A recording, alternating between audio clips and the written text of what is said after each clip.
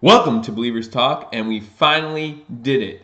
Something I've been screaming on here for weeks that we needed to do after we got rid of A.J. McCarron in the preseason. It was about time that we signed a veteran quarterback. So we finally get the veteran quarterback signed. Derek Anderson, previously of the Carolina Panthers, signs with the Buffalo Bills today. I want to talk about that a little bit in this episode of Believers Talk. Also want to talk about who we released. Also, more McCoy trade rumors. What is going on with the McCoy trade rumors?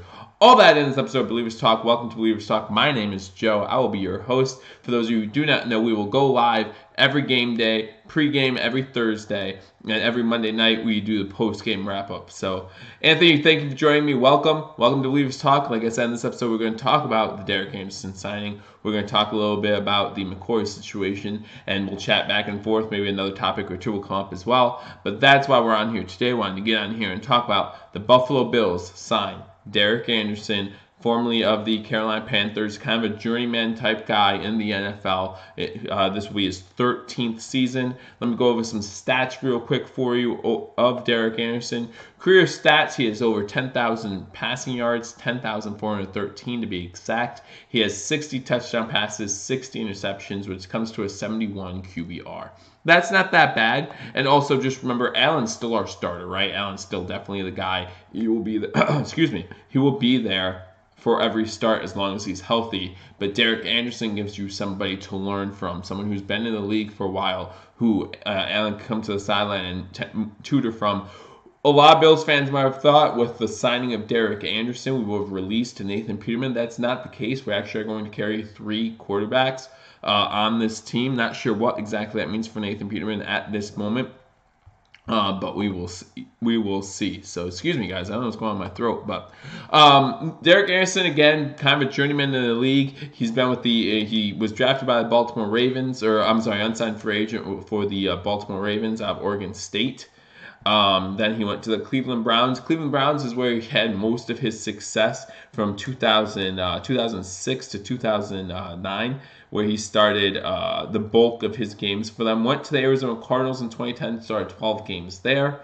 And then from 2011 to 2017, he was a backup behind Cam Newton. Best season coming in 2014, where he started played in 6 games, completing 65 of 97 passes. So again, he won't wow you with numbers.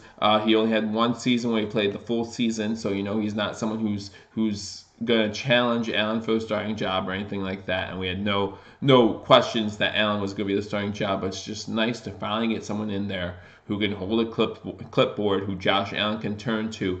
No offense to Nathan Peterman. Everyone says he's a great guy. I'm sure he is a great guy. There's nothing wrong with Nathan Peterman, the person. But he's just as young. He's a young guy as well in the NFL trying to learn, who obviously has overstayed his welcome now at Buffalo, and now will be moving probably to the 3rd string. I think he'll be 3rd string in a few weeks behind Derek Anderson. And again, Derek Anderson's signing is a 1-year signing. He won't be here beyond this season, but it's just someone who's going to help Allen continue to grow.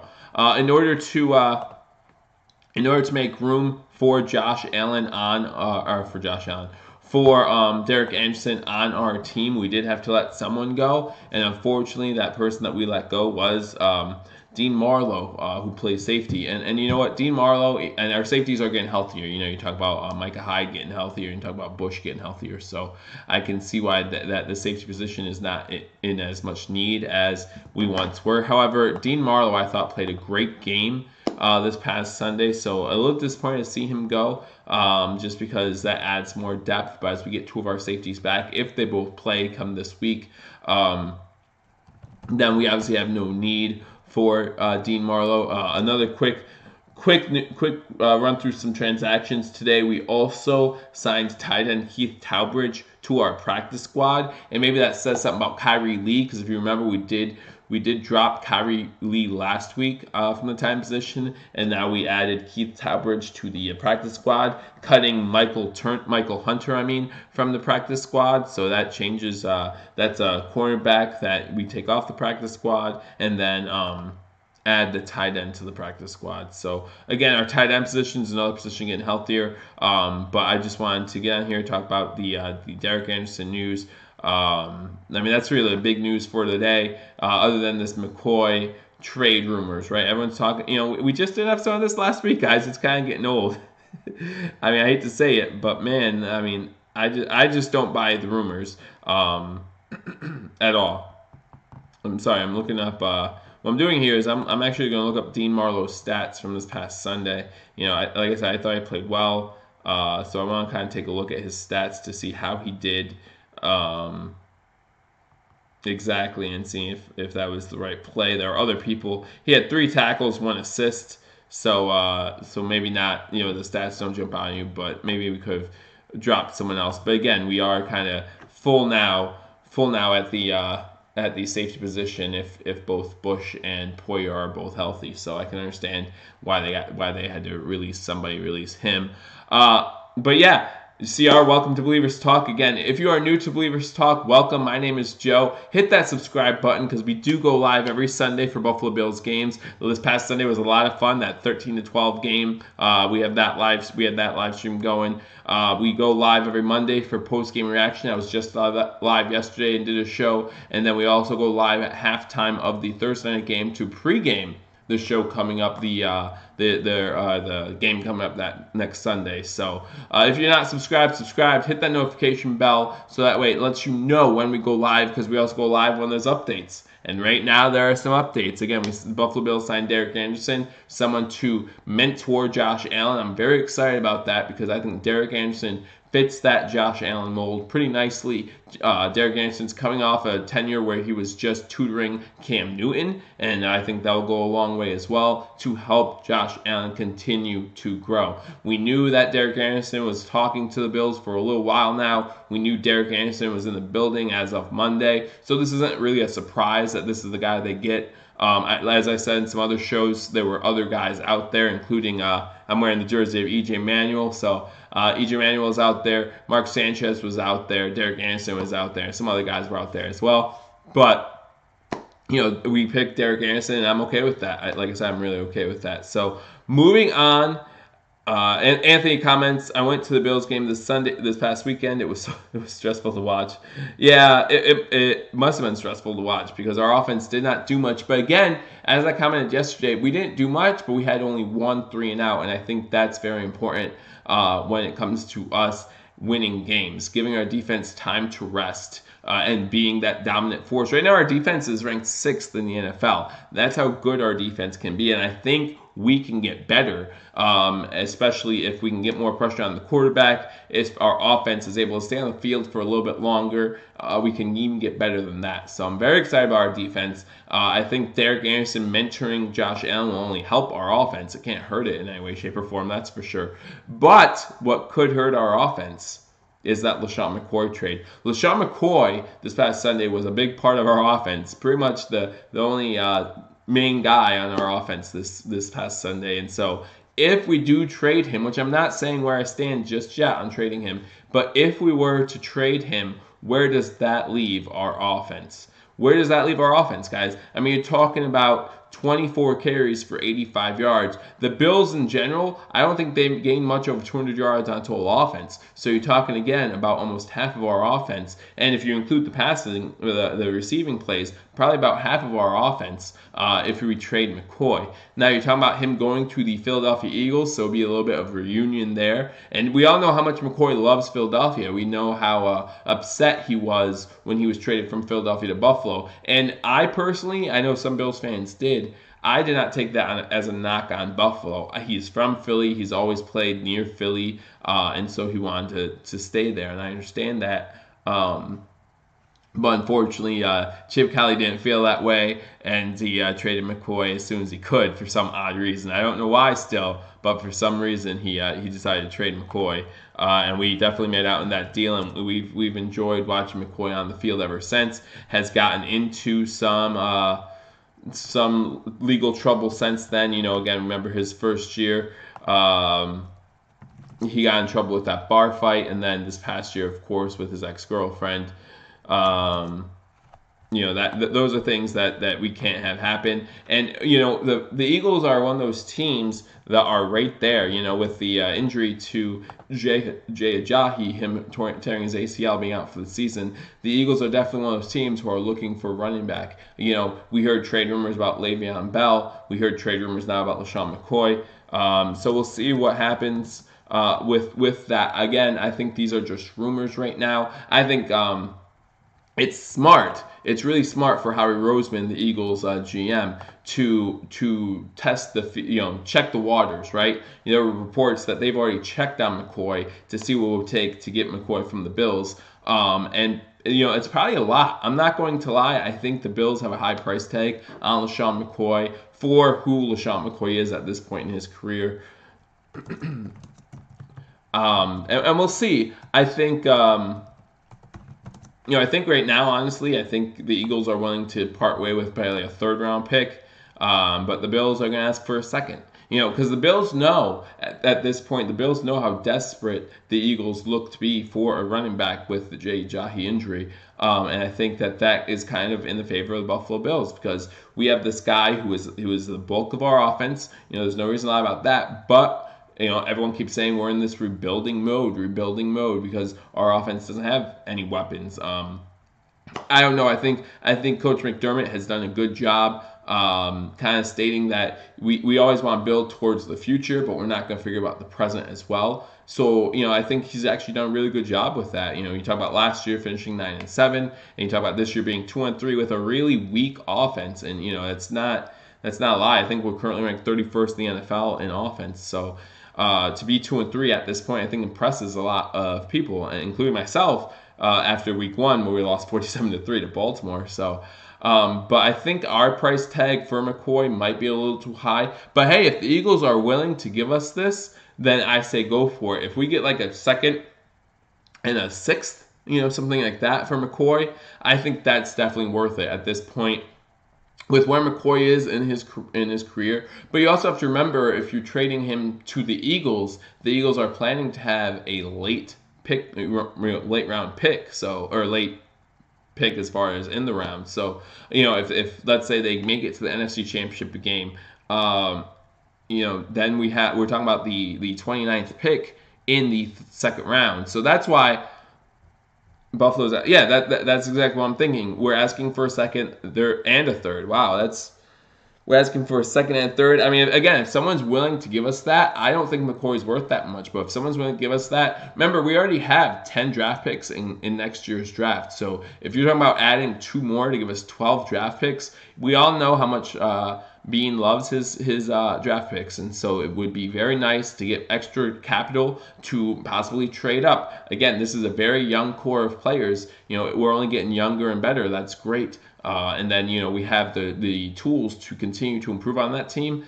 You can't go wrong there. I feel like that is a great way to have success in the future. What does that mean for the present? Let's say we do trade McCoy. Welcome, Fox A7. Always glad to have you with me on the streams. One of our biggest fans. I always appreciate you being in here. Big win on Sunday. You're absolutely right. But welcome to this live stream. I don't know what you think about that McCoy situation. Do you think the Bills should trade McCoy, or you think we should keep him, given how much we used him this past Sunday? I'm not sure. I go back and forth. But if If what Anthony is saying is true, that we're asking for a second and third, and someone's willing to give us a second and third for McCoy, I absolutely believe it's worth it at that point. Again, McCoy later in his career, 30 years old now. I think he's done great things for Buffalo. I've really appreciated him being there on the field. Again, the off the field issues are the off the field issues. We could spend a whole episode talking about those themselves and how much they annoy me. But at the same time, his on-the-field productivity, you can't deny that. And we've appreciated that as Bills fans. So on McCoy, I think Bills should trade him in the offseason. If we trade McCoy, I'm not mad because we have Ivory and Murphy. And that's another thing. Murphy's been out the past 2 weeks. So I don't know how ready Murphy is to come back. I think that would be a big factor for me as well. If Murphy is still hurt, I don't know what kind of injury it is with Murphy. I just know he's been inactive the past 2 weeks. if he is still injured, we can't lean on Ivory and Taewon Jones to carry this team to much success. I think Murphy showed a little pop in the preseason that makes me very excited to see what he could do given the chance to do it.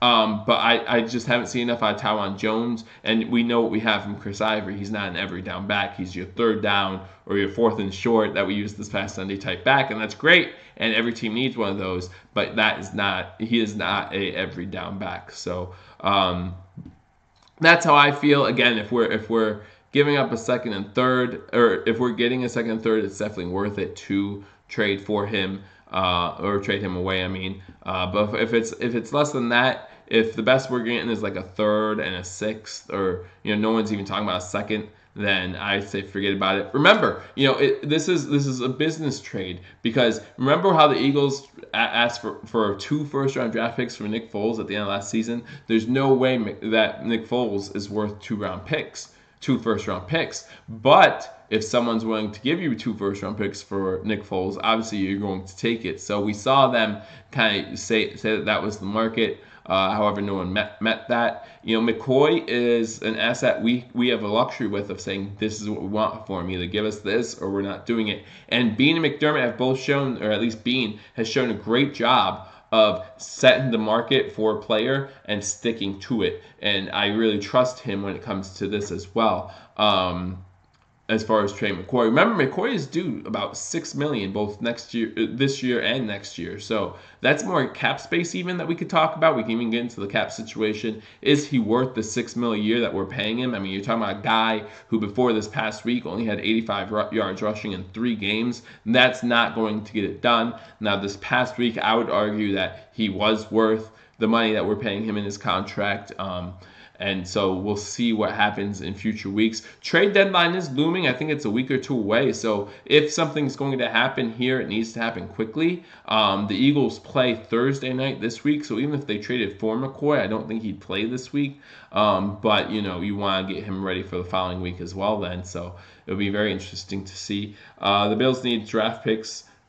We do need draft picks. I do not disagree with you, but we already have 10. So it's not just we need draft picks, it's the kind of draft picks we get. Again, if they're asking for a second and third, I think the Eagles would be crazy to give up a second and third to have McCoy. But at the same time, what is the chance for another Super Bowl run worth to you? And $6 million a year and the second and third might be worth it to the Philadelphia Eagles, who feel like they're right there. I mean, yes, they got off to a slow start this season, but they're still only a game back in that division. That division is not that good.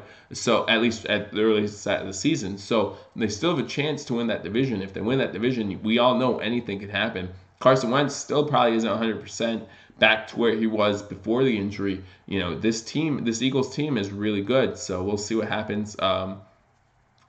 Ivory has been impressing lately. I do agree with you, Fox A7. But I think one of the reasons why he's impressing lately is because he gets those short rests on the sideline. You know what I mean? I think him being able to rest, because he's a little bit older now too, him being able to rest in between plays, let McCoy in. We actually even did see Taewon Jones in a play or two this past Sunday. But being able to sub in every once in a while, I think that makes it a little bit better for him when it comes to his time to play. I've really liked Chris Ivory's play. I don't want to get too high on Chris Ivory because I feel like when that happens, that's when we'll start seeing him digress. But let me put it to you this way. I like what Chris Ivory has done for the Bills this year more than what Mike Tolbert offered the Bills last year. I think Chris Ivory has been a good addition to the Bills as far as this year so far.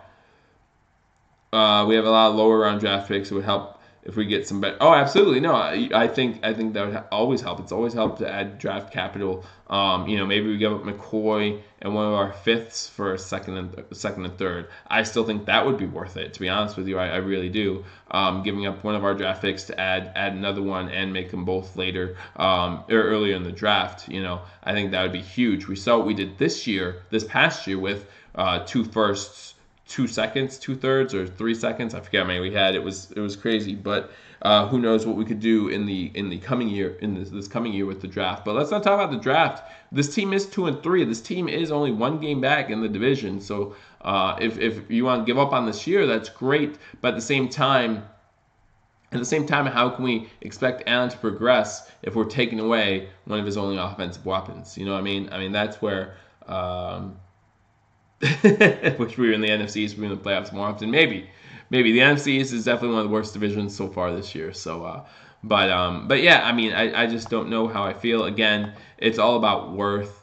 It's all about what you think LaShawn McCoy is worth. And if you think he's worth a second and third for the Eagles, I think that would be more than enough for the Bills to say, yes, you can take him. But, you know, if we do trade McCoy, then I really want to look at the trade closely before I make any judgments about if it was a good trade or not. I think there is a possibility that if we trade McCoy, it's a bad trade. I think that possibility is looming. However, the chips are all in our favor, so there's no reason for it. There's no reason for a bad trade here.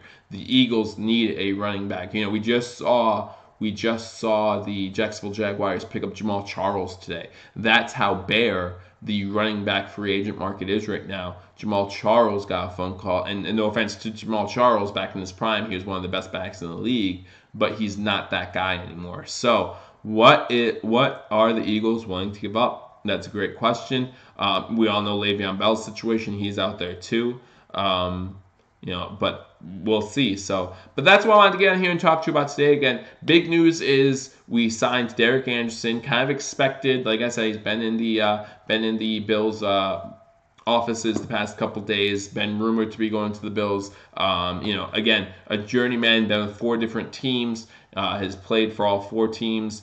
You know, he's done well. He's played in 76 games total, 54% passing, over 10,000 yards, 60 touchdowns, 60 interceptions.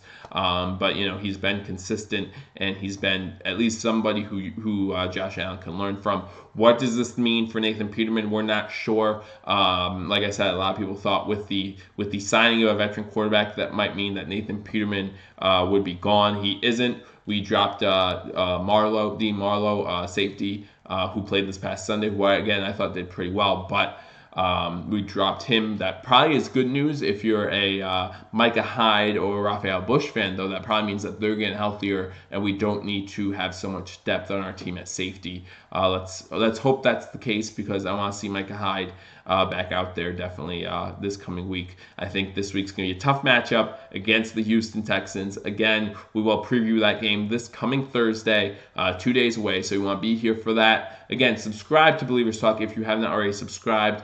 Hit that notification bell, because it will notify you when we're going live, guys. I wasn't planning on going live today, but here we are, signing Derek Anderson. The McCoy trade rumors, again, picking up steam. I wanted to get on here, talk about that a little bit. So thank you for joining me on Believers Talk. Again, my name is Joe. Hit that subscribe button. Follow us on Facebook. Like us on Twitter. Like us on Facebook. Follow us on Twitter. However it works, do it. Those links are on our page, so go to them. And like I said, just stay tuned, guys, because the season's just getting started. We're at week 6 now. Hard to believe we're at week 6 already, but man, we still have more than halfway to go. So we're very excited as Bills fans. A lot of new things going on. If we do trade McCoy, I will be back on here to go live to let you guys know what I think of the trade and to get some feedback as well. But thank you for joining me on Believers Talk. Again, subscribe to the channel, like this channel, do all that kind of stuff. It really helps out, guys. Share this video. But I appreciate all your support. Thanks again. But till next time, go Bills.